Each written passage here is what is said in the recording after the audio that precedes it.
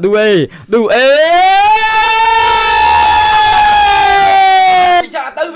Vicha Cavascali chụp này mình đã chạm tí Donnarumma này tí mũi hay defend vào cái miền Mende miền Pacho miền Marquinhos hay năng Agra Hakimi bấm ra bay miền Fabian Ruiz miền Vitinha cho mình năng João Neves nơi gần nó miền Kvaratskhelia cho mình năng Ousmane Dembele hay năng Doué ôi Paris lên gì mình tên là phụ bình chất độ mong hả 4-3-3 này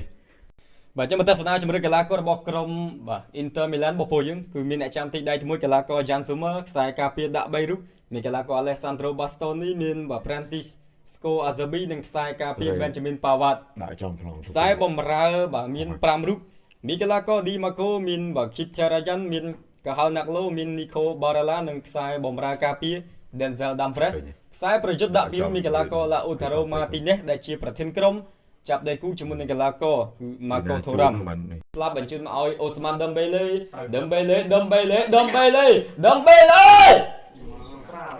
ស្រាល Dembele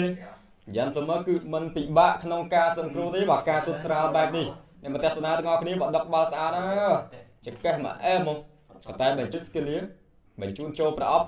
ហើយក៏តាអតប Fabian Ruiz ឲ្យវិទញ្ញាបញ្ជូនចូលប្រាំការបស់ Paris Saint-Germain ថៃ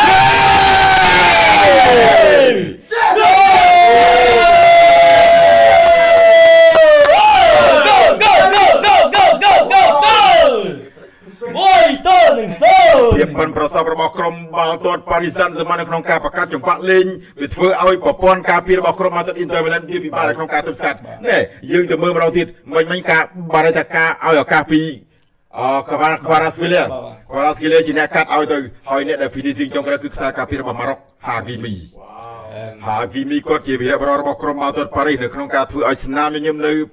Alien Arena ចាប់ផ្ដើមក៏ក្រាស់ហើយឲ្យបាល់នេះឲ្យឌីក្រាកាទេលអញ្ចឹងវិទញ្ញាជាអ្នកអាក់ស៊ីបលអូឌូអេបាល់នេះគឺលេងតែ4នាក់គាត់តាមចេញពី Kvaratskhelia ឲ្យទៅវិទញ្ញាកាត់ឲ្យទៅឌូអេអាក់ស៊ីបលឲ្យមកនេះអ្នកចុងក្រោយគឺ defend Hakimi សារ៉ានេះបង្កើតតែ slide position ណា Baskelia Vichal Kvaratskhelia បញ្ជូនឲ្យ Ousmane Dembele បញ្ជូនមក Dembele នេះ2នាក់ចាំ support អូយនៅ skill បើកាត់មកឲ្យបាទ Doué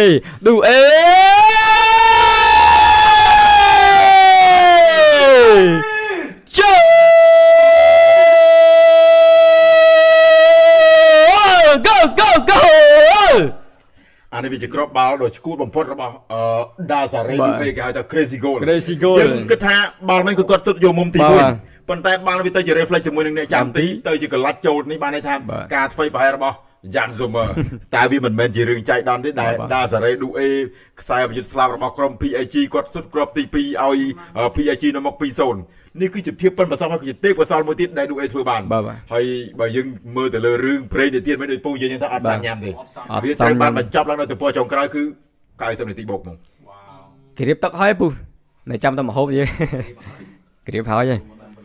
ឡូចង្វាក់លេរបស់ក្រុម PSG ដែលកាត់ពី Dembele មកផ្លោះឲ្យមក Dazare Doué ទាត់អត់អែមណាវាអាចជាបានថាចេះដោយសារ Sommer គាត់ឧបសគ្គរបស់គាត់គឺខ្សែការពាររបស់គាត់បាទដល់ពេលអញ្ចឹងគាត់ពិបាកនៅក្នុងការមិនវាពិបាកនៅក្នុងការមិនហើយជាសំខាន់គឺគាត់បានថាដូចគេយកមកបាំងមុខគាត់អញ្ចឹងអញ្ចឹងបានន័យថាវាពិតជាពិបាកមែនទែននៅពេលដែលការសហការគ្នានៅពេលដែលគាត់ធ្វើការជាមួយនឹងខ្សែការពារវាអត់មានសម្លេងវាអត់មានភាពសងតង់គ្នា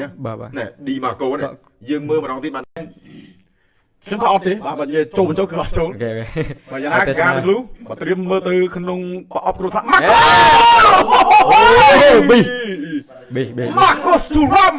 មិនបញ្ចូលតែណុកអីបាទ Marcus Thuram នេះគឺគាត់ធ្លាប់លេងលើទឹកដីរបស់អាឡម៉ង់ច្រើនណាស់ជាពិសេសដោយសារតែគាត់នេះគឺជាអតីតកីឡាកររបស់ Mönchengladbach អញ្ចឹង3រដូវកាលដែលគាត់លេងជាមួយនឹង Mönchengladbach ក៏គាត់ធ្លាប់ជួបជាមួយនឹង FC បាយឺននេះឲ្យមកកាត់បាល់ឡើងនេះឱកាសវិញ្ញាដឹកបាល់ជ្រែកមកផ្ទះមករបស់កលើមកស្មាន Dembele អូ no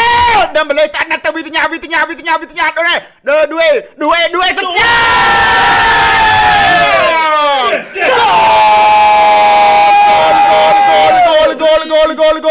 goal more and Demelen មក បាទឡាញ៉ាភ្លឺ ដួយបងដួយ កាត់ទៅ เอากลางอะไรนี่โอ้ยฟรีสไตล์จวนมาเดมเล่เอาตัวกัดมาวิธีเนี้ยเอาโจยกัดมาอะไรนี่ ចូល đi lên bên này bảo bàn thai ចូលមកលើមើលតែមើលចែវិចេស្តាយទីមកក្រោយវិញ tay bị tháp này má 3បងយើង3គ្រាប់អញ្ចឹងឥឡូវដូចខ្ញុំនិយាយចឹង ដួយទៀត ដួយបងដួយ đâm bể lấy khối bao bao thấy chọc man pi nuno men đây cướp mũi ao màu nè lo men tên pi đâm bể lấy bị chui mà to vi cha Kavaska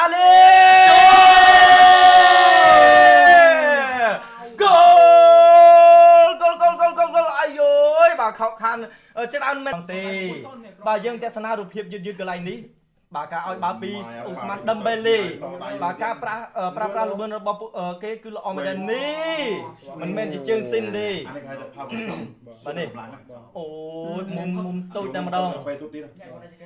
បាទល្អមែនទេពីខ្សែប្រយុទ្ធលេខ7 Vicha Kavaskalia ល្អហួសល្អហួស បាទឆ្វេងនេះបាក់បាត់បាត់ បាទល្អវិញបាក់បាត់ហ្នឹង hat-trick រៀលវាគាត់ ប៉ប៉ិនខ្សែការពី Bastoni នេះបិទមិនជាប់ទេបាទលបឿនក៏យឺតជាង មេលេខូចបាត់ហើយចប់បាន2តំបន់កណ្ដាលនីកូឡូបារេឡាកន្លែងនេះឆក់បាល់មួយអញ្ញាកណ្ដាលអត់មានការពិន័យទេល្ងើបជាបន្តទៀតដាក់បច្ចេកស្ដាមមើលឃ្លីបខ្សែការពីអូយពុកមកវិញហើយពី Inter Milan ទៅ Vicha Kavaskalia Vicha សម្លឹងអ្នកណា Vicha តាន់អេនវ៉ាន់រីមកត្រង់នេះអាយ៉ាសំទោសបាកាឡាក៏រុញមកខាងឆ្វេងប្រេលីបាកូឡាទះចូលទៅខាងក្នុងបាទត្រង់នេះម៉ាយូលូឲ្យមកបាកូឡាទះឲ្យម៉ាយូលូ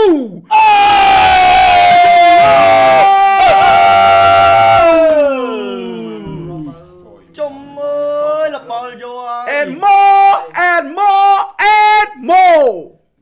They have done it again ប្រហែលជា3នាទីមុននេះទេបាកូឡាបរុញហើយក៏គៀសមួយពីម៉ាយូលូទះមកបាកូឡានេះអត់មានអង្សាយទេបាកូឡាក៏លេងល្អទៅទៀតវត្តមកជើងឆ្វេងបានន័យថាចង្វាក់នេះគឺចង្វាក់តរណកម្មពិឃាតតែម្ដង